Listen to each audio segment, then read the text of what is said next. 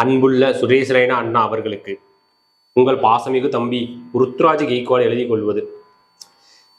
எங்களோட CSK team ரொம்ப மோசமாக இருக்கிறது. எங்களால் ஒரு 180 கூட சேஸ் பண்ண முடியவில்லை.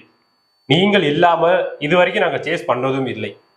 உங்களுடைய தயவு எங்களுக்கு இருந்திருந்தால் இந்நேரம் 5 கப்பு ஒரு 8 கப்பாக மாறி இருக்கும். இங்கு ஒருவர் அன்கேப்டு பிளேயராக இருக்கிறார். அவர் விளையாடுகிறேன் என்று விளையாடி கொண்டு இருக்கிறார். நன்றாகத்தான் விளையாடுகிறார். ஆனால் நீங்கள் ஏன் எங்களை விட்டு போனீர்கள்? முடிந்தால் மீண்டும் வர வாய்ப்பு இருக்கிறதா? இந்த ரிட்டையர்டு சாம்பியன்ஷிப் லீகில் நன்றாக விளையாடினீர்கள்.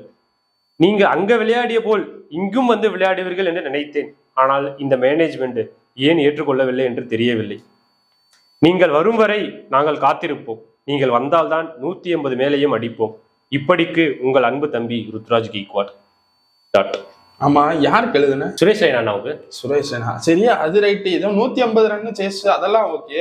அது யாரோ அன்கேப்டு பிளேயரு விளையாடுறேன்ற பேர்ல விளையாடிட்டு இருக்காருன்னு என்ன அடிக்கிறியா?